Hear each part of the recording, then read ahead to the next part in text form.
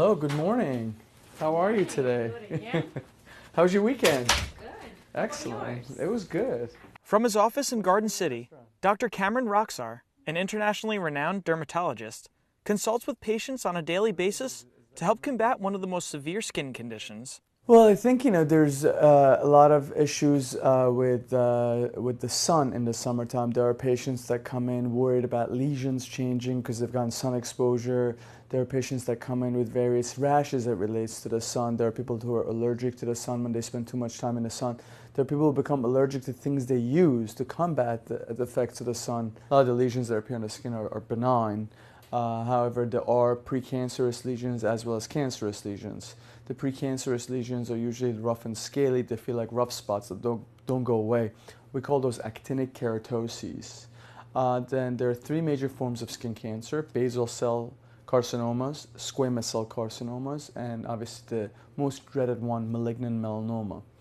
And we see lots of these things. Skin cancer is the most common cancer in human beings, and the numbers far outweigh any other cancer. Each year, there are more new cases of skin cancer than the combined incidence of cancers of the breast, prostate, lung, and colon, according to the Skin Cancer Foundation. 1 in 5 Americans will develop skin cancer in the course of their lifetime. Eileen Marvin gets checked annually for skin lesion irregularities. Many lesions that appear normal can be diagnosed as precancerous. It was precancerous, a number of them. In fact, Dr. Rokhsar, just about 5 weeks ago, took one off my nose. We often use the connotation of A, B, C, D, E's of moles. A being asymmetry, if a mole is asymmetrical, meaning one half the mole doesn't look like the other half. B stands for border, if the border is irregular as opposed to being nice and smooth in contour. C stands for color, if there's a change in color or multiple colors in a mole. D stands for diameter greater than 6 millimeters or 0.6 centimeters. And finally, E stands for evolving, that is a mole that's changing. So those are some of the objective criteria that we use to diagnose lesions that are abnormal. With the rise of diagnosed skin cancer comes frequent campaigns to inform the public of the disease, on how to prevent and protect your skin from sun exposure.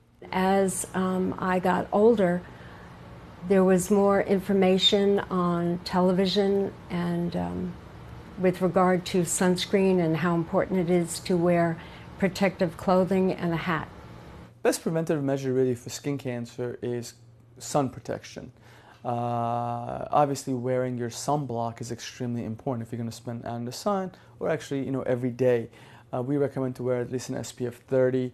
Sunblock should be applied every 2 hours when you're in the sun and every time you go and come out of the water.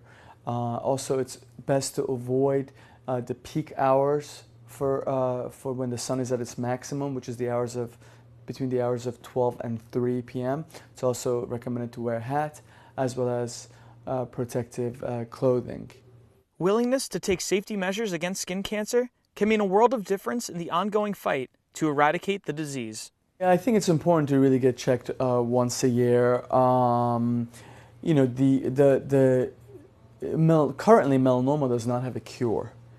So your best bet in terms of winning the war against melanoma is early detection. If you catch it early, it's curable. If melanoma is caught too late, when it's become a thicker lesion or it's gone to lymph nodes, it's extremely hard to cure melanoma.